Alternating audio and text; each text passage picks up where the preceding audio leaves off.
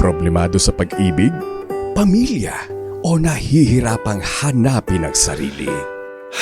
Huwag mag-atubili dahil may nakikinig sa'yo. Love Me, Kathy G. Dear Kathy, magandang araw po sa inyo at sa mga masugid ninyong tagapakinig. May mga kwento pala na akala mo tapos na. Pero kapag bumalik, hindi lang alaala ang dala, kundi pati sakit at pag-asa. Ako nga pala si Jason, 22 years old at nakatira sa Tarlac. Kathy, ang ikikwento ko po ay tungkol sa istorya ng lolo ko na si Lolo Jose. Lumaki kasi ako sa lolo ko at masasabi ko na isa siyang mapagmahal na asawa, tatay at lolo. Pero sa kabila ng lahat ng ito, meron siyang tinatago sa puso niya na hindi niya kayang sabihin. Kathy, pinasulat nga lang niya itong liham na ito upang tuluyang hilumin ang sugat ng kanyang nakaraan. Ang kwento niya ay tungkol sa babaeng minahal niya bago pa niya makilala ang lola ko. Ang pagmamahalan na nangyari sa maling panahon. Ang babaeng kahit kailan ay hindi makalilimutan ng puso niya.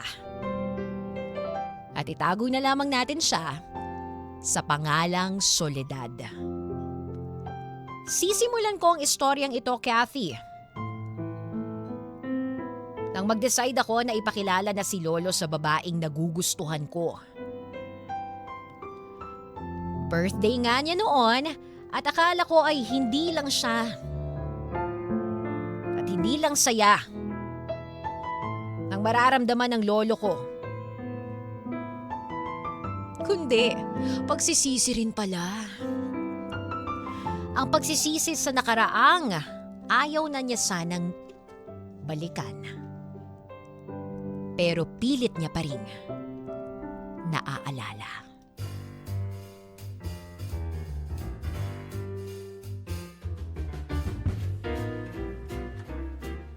Ang astig ng buhok ko ngayon, no? Ayos talaga tong salamin namin na to. Teka nga't mapunta na si Lolo. Lo? Lo? Oh, Apo! Nandito na ako sa labas. Oh, Lo, tara na. Ayos na tayo. Ipapakilala na kita dun sa kaibigan ko na matagal ko nang kinikwento sa'yo. Alam mo ba, Lo, na nagkita na kayo dati nito? Ah, talaga ba, Apo? Opo, Lo. Di mo lang siguro matandaan. Pasensya ka na, Apo. Mahina na talaga ang memorya ko. Eto, Lo, actually na pagkamalan mo siya na dati mo na siya kakilala. Talaga ba? Pasensya ka na, Apo. Pero hindi ko na matandaan ng kaibigan mo na yon. Teka nga, dahan-dahan lang sa paglalakad, Apo. At hindi ako makasabay. Ay, naku, Lo. Eto, pag nakita mo, mas makikilala mo siya at matutuwa po kayo talaga. Mabait nga talaga siguro yung kaibigan mo na yan. Sige, bilisan na natin ng paglalakad at nang makita ko na ulit yung kaibigan mo na yan. Sige. Lo, gusto ko talaga na makilala mo muna siya bago ko siya likawan. Ay, talaga kang bata ka. Alam ba ng mga magulang mo yan at ng magulang niya? Opo naman, naipaalam ko na to sa lola niya. Sa ngayon kasi, Lo, yung lola niya lang yung kasama niya sa bahay nila. OFW kasi yung mama niya. Ah, ganun ba? Hindi mo naman siya mapapakilala sa mga magulang mo dahil wala sila. Dalhin mo na lang sa puntod ng lola mo at nang makilala rin niya yan. Oo naman po, Lo. Ay, dito na pala tayo, Lo. Sheila! Sheila! Teka, Lo, ha. Ayun na pala si Sheila. Kasama niya din yung lola niya, oh. Hello, Sheila. Kumusta? Nahirapan ba kayo ng lola mo na pumunta dito? bakit pala naka-face mask si Lola? May sakit ba siya? Oo. Inuubo kasi siya, tapos ayaw niya rin hubarin. Sabi ko nga, hindi naman malala yung ubo niya. Mahihirapan pa po kayo niyan, Lola, huminga. Ay nako, huwag niyo akong alalahanin. Ayos lang ako. Ay teka nga Sheila, ikuha mo nga ako ng maiinom doon at dito muna ako sa may hardin. Sige po. Pero siya nga pala, Lola. Ito pala si Jason. Alam ko naman po na kilala niyo na siya. Ito rin po pala yung lolo niya. Ay, oo nga, sino ba naman hindi makakakilala sa manliligaw mo? Parang paulit-ulit siyang napunta sa bahay eh. Naku, pasensya na po kayo, Lola. Baka nagsasawa na kayo sa mukha ko. Ito nga pala yung lolo ko. Siya lang po yung kasama ko ngayon kasi si Mama sa susunod na taon pa uuwi eh. Ayos lang yun, iho. Hindi mo nasasabi na gwapo pala ang lolo mo. Kahawig nga siya nung dati kong kakilala. Talaga po? Oo, pero baka wala na yun. Jason, samahan mo muna si Sheila kumuha ng pagkain sa kusina. At kung pwede, Sheila, tulungan mo na rin si Jason na asikasuhin ng mga kaibigan at bisita niya. Happy birthday nga pala ulit sa'yo, Jason. Ay, salamat po, Lola. At sige, magpapasama po ako kay Sheila, ha? Maiwan ko po muna kayo dito ni Lolo, ha? Sheila, samahan mo raw ako. Samahan saan? Sorry, Lola. Ito na yung tubig ninyo. Natagalan lang ho ng konti kasi nakipagkwentuhan pa si Trisha sa loob eh. Sabi kasi ni Lola, tulungan mo raw ako sa pag-asikaso sa loob. Kaya iwan na muna natin sila ditong dalawa. Sige po, Lola. Lo, dito muna kami sa kusina. Babalik po kami maya-maya, ha? Ay siya, sige. Asikasuhin niyo na muna ang mga bisita. Hindi naman ako makakatakbo dito eh.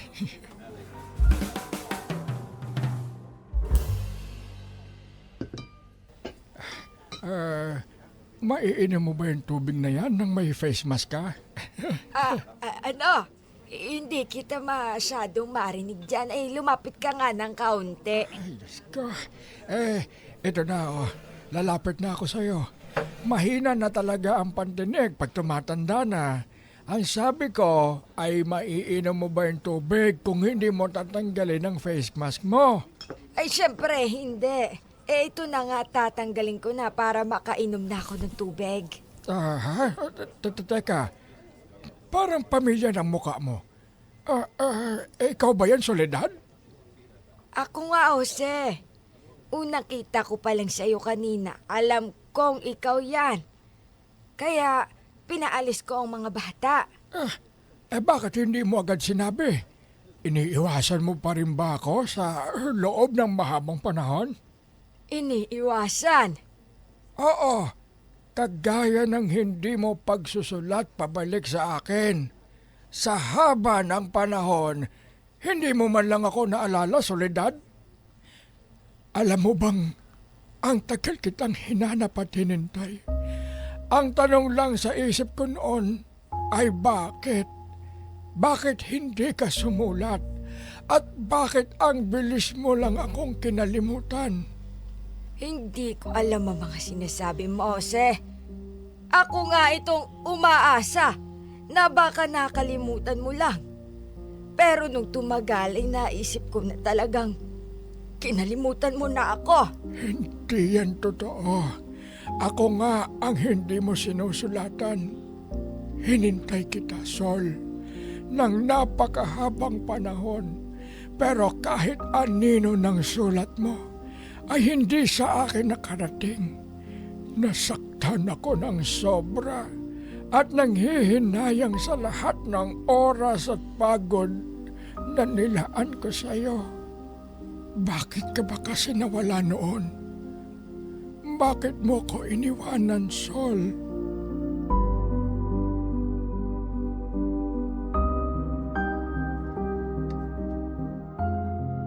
Kathy, sa unang pagkikita nila, ay hindi saya ang bumungad. Kundi mga tanong na higit 50 years nang walang sagot. At ang pinakamasakit dito, ay pareho pa silang naghihintay noon. Pareho pala silang umaasa na sumagot ang isa't isa sa mga liham na hindi nila nabasa. Mga sagot nila na hindi ko man lang nahawakan. Ang sakit na makita na nasasaktan ang lolo ko. Kaya naman nang mapakinggan ko ang usapan nila sa garden, ay nalungkot ako. Kathy, masakit na makita na kahit gaano pa kasaya si lolo noon, ay may sugat pala siya na tinatago sa puso niya. Mas napuno si lolo ng panghihinayang. At sinabi nito sa sarili niya na kailangan niya na malaman ang lahat at masagot ang mga tanong sa isipan niya. Kathy, mahaba ang naging usapan nila. Kaya naman, mas pinakinggan ko ito dahil gusto ko na ring malaman kung ano nga ba ang tunay na rason.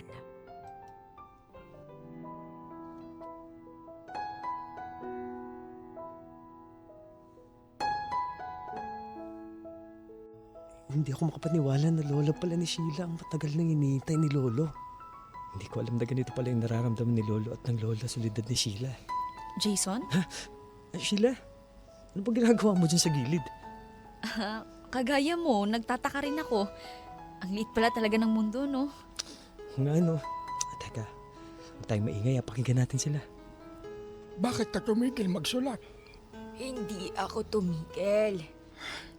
Sol, alam mo bang tumigil ang mundo ko noon? Araw-araw ako nakatayo sa gate namin. Hinihintay ang kartero at nagbabaka sakali na may tumating na sulat galing sa'yo. Araw-araw din akong nagtatanong kung may sagot ka sa sulat ko. Kung naaalala mo pa ba ako? Akala ko noon ay nagsisinungaling lang ang kartero. Pag sinasabi nitong walang sulat ng pangalan mo, Jose, araw-araw kong iniisip kung bakit at ano ang rason ng di mo pagsulat sa akin. Pero wala akong natanggap, Soledad. May mga sulat akong ipinadala. Pero bumaha noon sa boarding house namin. Bagyo noon at naghintay ako sa labas. Dahil kaarawan ko noon. Iniisip ko na baka nakalimutan mo lang talaga na kaarawan ko noon. At alam mo ba, halos ikamatay ko ang paghihintay sa'yo, Jose.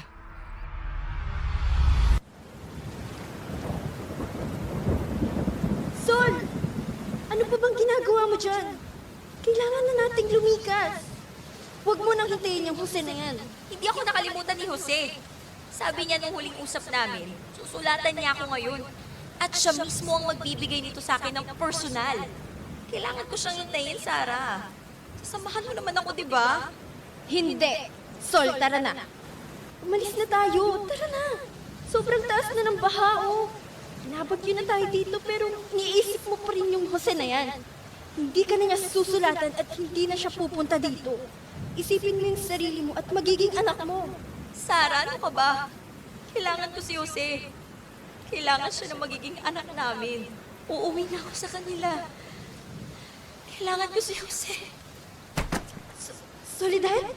Soledad! Gumising ka! Ano nangyayari? Tutulong po! Tulungan niyo po kami! Diyos ko po, Sol! Ano ba nangyayari sa'yo? Sol, gumising ka! Nawalan ako ng balay. Dala na rin ng pagod at pag-iisip. Kailangan kita ng mga panahon na yon. Dahil buntis ako sa anak natin noon. Pero sa kasamaang palad, hindi natuloy. Dahil sa pag-iisip ko sa'yo. At dahil na rin sa kapabayaan ko. Hindi ko agad ito pinaalam sa'yo, Jose. Dahil gusto na akong ipakasal ng mga magulang ko sa amo ko. Pero bakit? Sana sinabi mo para hindi mo napagdaanan lahat ng mga bagay na yon nang mag-isa ka. Sana nandun ako sa tabi mo. Nakaraan na yon, Jose. At alam ko na noong panahon na yon ay kailangan na talaga kitang kalimutan. Gusto ng mga magulang ko na magkaroon ako ng magandang buhay. At ganoon din ang gusto ko para sa iyo, Jose. Soledad, akala ko noon ay niloko mo ako. Dahil ang kwento sa akin ng mga magulang mo ay nabuntis ka at ikakasal ka na nga sa amo mo. Ano ba yung sinasabi mo? Hindi kita niloko, Jose.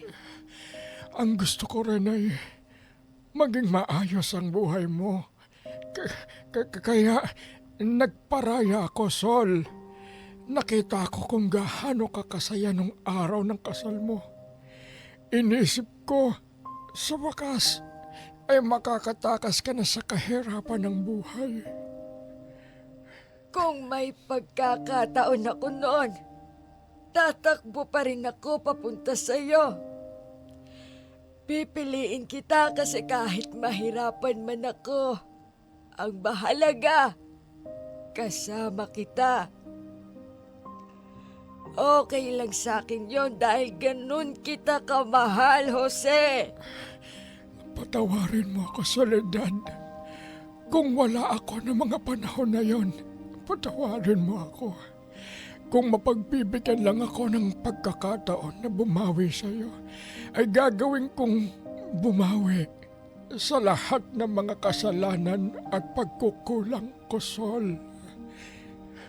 Hindi ko alam, Jose. Hindi ko na alam. Masyado na tayong matanda para sa ganyan. Pero hindi naman nagbago ang pagtingin mo sa akin, di ba? At ganun din naman ako sa iyo, Sol. Hayaan mo ako makabawi. Matagal na akong biyudo. 20 taon nang patay ang asawa ko, Sol. Ako rin naman, Jose. Piyuda na. Pero masyado na tayong matanda. At hindi natatagal ang buhay sa mundo. Nasa dapit hapon na tayo na buhay natin. Kahit pa maikli na lang ang natitirang sandali na makakasama kita, ay pipiliin ko pa rin na samahan ka, Soledad. Hinihintay ko na nga lang na mawala ako. Nakikita mo ba ako, Jose? Ha? Hindi na ako makalakad ng maayos. Mahina na ang pandinig ko. At malabo na ang mga mata ko. Hindi mahalaga yon, Sol. Ang mahalaga ay nakita at nakasama pa kita kahit nasa dapit hapon na tayo ng buhay natin. At kahit na maputi na ang buhok natin at malabo na ang ating paningin, mananatili pa rin malinaw ang nararamdaman ko sa iyo. Kaya hayaan mo kong manatili sa tabi mo, Sol. Kathy, may mga salitang dapat noon pa ay nasabi na. Pero minsan ang pride at maling akala ang mas malakas kaysa sa pag-ibig. Sa wakas ay nasabi na nila sa isa't isa ang totoo. Nakita ko ang pag-asa sa kanilang mga mata. Pero para yatang huli na pala ang lahat para sa kanila, Kathy. Dahil sobrang nasaktan si Lolo nung mga sandaling yun. Dahil alam niya na meron sana siyang nagawa kung pinaglaban niya lang ang pagmamahala nila noon. At hindi pinairal ang pride at maling akala. Kathy, sa totoo lang, ay mas nangihinayang ako sa love story nila Lolo dahil na rin siguro ayun lang ang unang beses na nakita kong naging totoong masaya si Lolo Jose. Pero kung kailan may pagkakataon na pwede na sanang ituloy ang naudlot, ay saka naman nagkaroon ng panibagong hadlang. Kathy, nagkaroon ng sakit si Lola Soledad. Dala na rin ang kanyang katandaan na para bang hindi sumasang-ayon ang tadhana sa pagmamahala nilang dalawa. Kung dati ay pinaghiwalay sila ng dahil sa pride at kagustuhan ng magulang nila, ngayon naman ay dahil sa paglaban sa sakit ni Lola Soledad.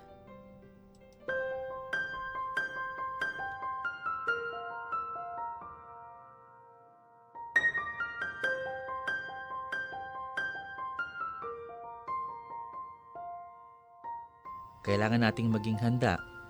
Hindi po maganda ang kondisyon ni Lola. Tanggap ko na po yan, Dok. Alam ko na hindi na talaga ako magtatagal dito sa mundo. Doc, wala po bang ibang paraan? Lo, pasensya na po talaga kayo pero hindi na po natin ito mababago. Dahil na rin po sa edad ni Lola at alam niyo naman po sa ganitong sitwasyon ay maikli na lang talaga ang tsansa. Kaya po hanggat maaari ay sana lagi kayong nasa tabi ni Lola. Ganun na nga ho ang ginagawa namin, Doc. Sinusulit namin ang mga panahon na pwede naming makasama ang isa't isa. Mainam naman po yun kung ganun. Paano po yan? Mauna na po ako sa inyo, Lolo. Lola, magpahinga po kayo ng mabuti ha. Sabihan niyo po ako pag sumama po ulit ang pakiramdam niyo. Salamat po, Dok. Ikaw naman, Jose. Umuwi ka na. Parating na rin naman si Sheila. At sasamahan niya ako dito mamaya. Sol, hayaan mo kong gawin ang mga bagay na to habang kaya ko pa. Habang may pagkakataon pa. Pagbigyan mo lang ako na bumawi sa'yo. Ito na lang ang magagawa ko para sa'yo. Maraming salamat, Jose. Salamat dahil andito ka palagi sa tabi ko. Ang totoo, mas naging panatag ang loob ko nang makita kitang muli. Parang nagkaroon ako ng bagong pag-asa. Kung ako ang masusunod, mas gusto ko pang humaba pa ang buhay ko dahil gusto pa kitang makasama. Soledad, mas masaya ako ngayon. Kung dati, hindi ako nakarating nung kaarawan mo. Ngayon, masaya ako dahil nasa tabi mo ako. Alam mo bang may hinanda kami sa iyo ng mga bata? Surprise! Happy birthday, Lola! Happy birthday po, Lola Sol. At dahil birthday niyo po ngayon, may inihanda po si Lolo na kanta para sa'yo. Ah, talaga ba? Totoo ba yan, Jose? Naaalala ko noon na lagi mo akong kinakantahan at tinaharana. Oo, Sol. At haharanahin kita ng haharanahin hanggat may oras pa tayo. Sa ganitong paraan ko, susulitin ko ang mga araw na magkasama tayo. Nakakakilig naman. Sana yung isa rin dyan, haranahin din ako. No? Inaarana naman kita. O siya, Jason na po. Ikaw na nga ang tumugtog nitong gitara at medyo mahina na ang kamay ko. Ako na lang ang kakanta. O sige po, Lo. Kanta ka na. Ako nang bala sa gitara. Ayan. Para sa ito, Soledad. Sana magustuhan mo. Kung tayo'y matanda na, sana di tayo magbago. kailanman, nasaan man, ikaw ang pangarap ko. Sobrang saya ng lolo ko noong mga oras na yon. At nakita ko rin ang saya ni Lola Sol. May lungkol man sa aming mga puso dahil na nga rin sa hinihintay na lang namin ang oras ni Lola. Masakit, Kathy. Pero ayun ang katotohanan. Pero para kay Lolo, ay sapat na yung mabigyan siya ng pagkakataon na makasama ang kanyang minamahal. Naniniwala pa rin si Lolo na hindi aksidenteng nagkita silang muli. Ito yung pagkakataon na makakasama ni Lolo si Lola sa mga oras na kailangan siya nito. At alam mo, Kathy, para silang mga bata na nagliligawan dahil bawat tawa nila ay para bang wala ng katapusan. Kaya naman ang lolo ko ay talaga namang sinisiguro niya na wala siyang ibang gagawin kundi ang pasayahin lang ang kanyang minamahal.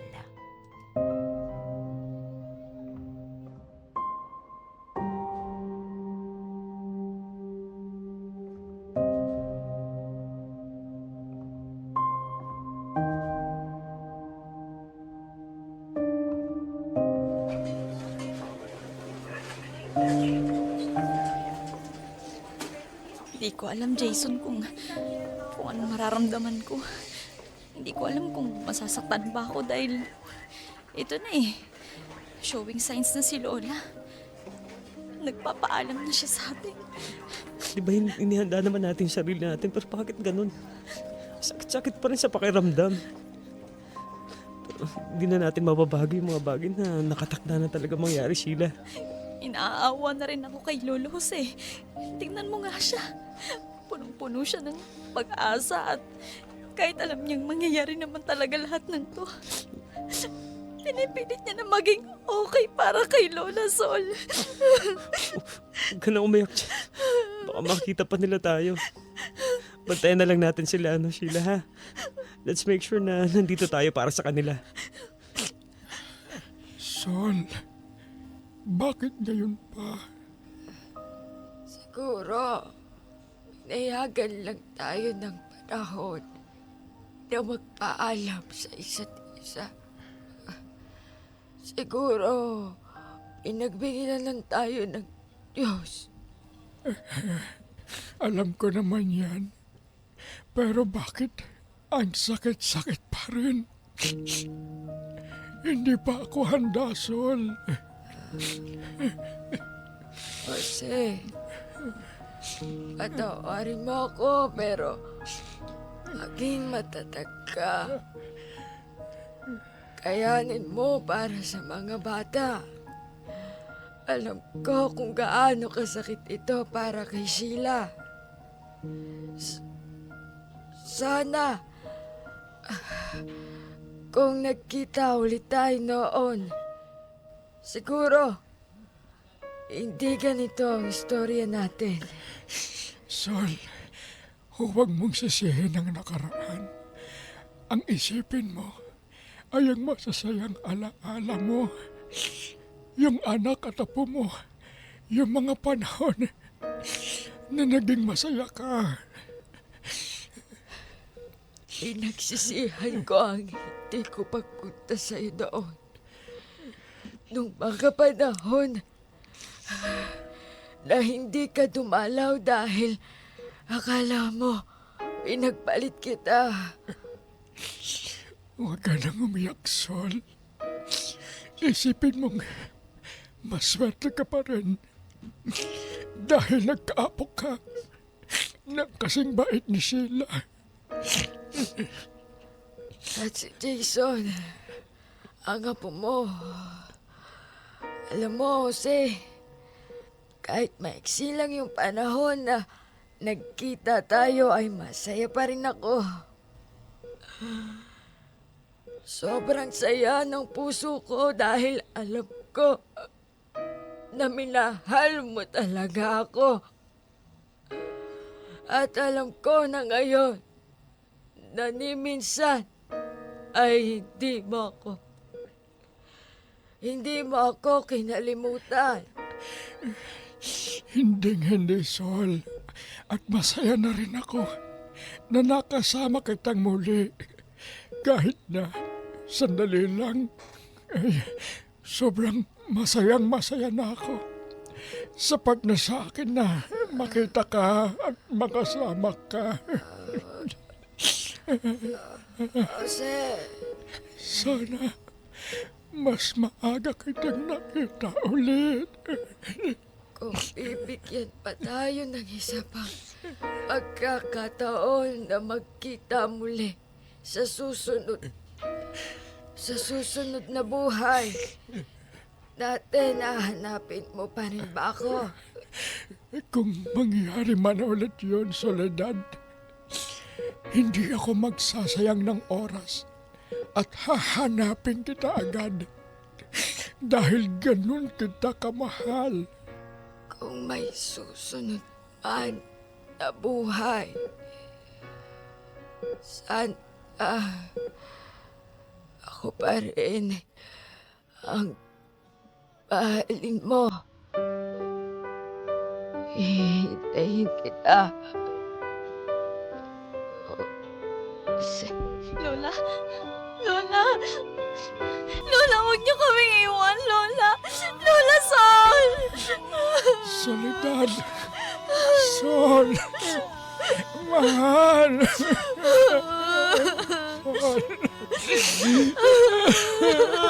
Soledad.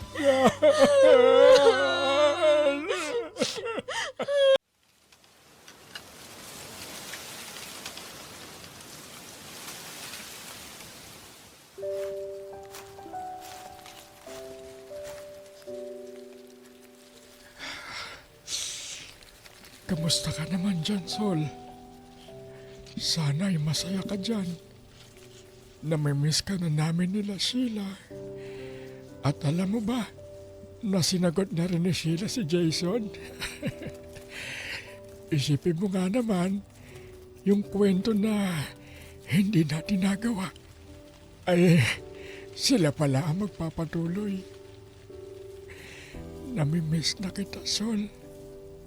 Araw-araw akong humihiling. Araw-araw akong humihiling sa Diyos na pag nagkita tayo, ay maalala mo pa ako. Hintayin mo ako, Sol, ha? Malapit na kita makasama muli. Di man sina lolo at lola ang nagkatuluyan. Eh alam naman namin na ang mga sandali na magkasama sila ay isang napakaganda at napakasayang alaala. Sapat na para maging isang magandang istorya. Nakapupulutan ng aral.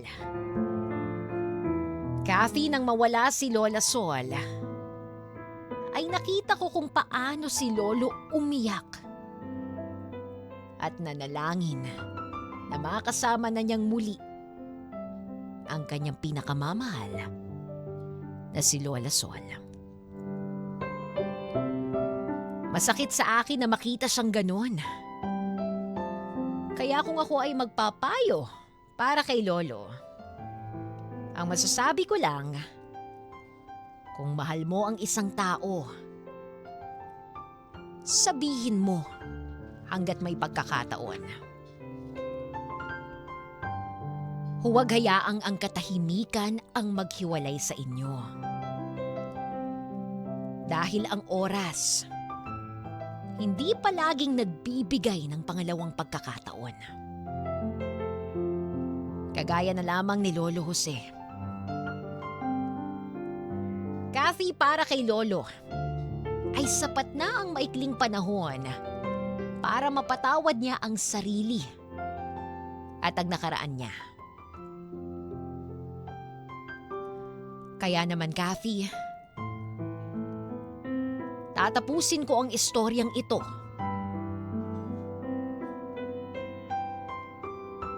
Sa huling liham na isinulat ni Lolo para kay Lola Sol. At ang sabi nito,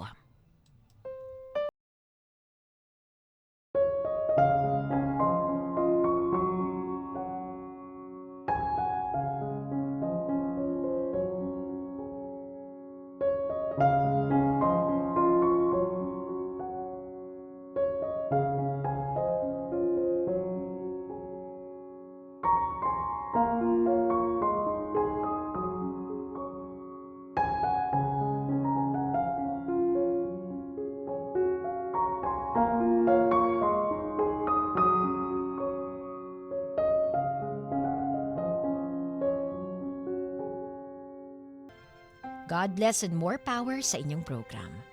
Lubos na gumagalang, Jason. Love Me, Kathy G.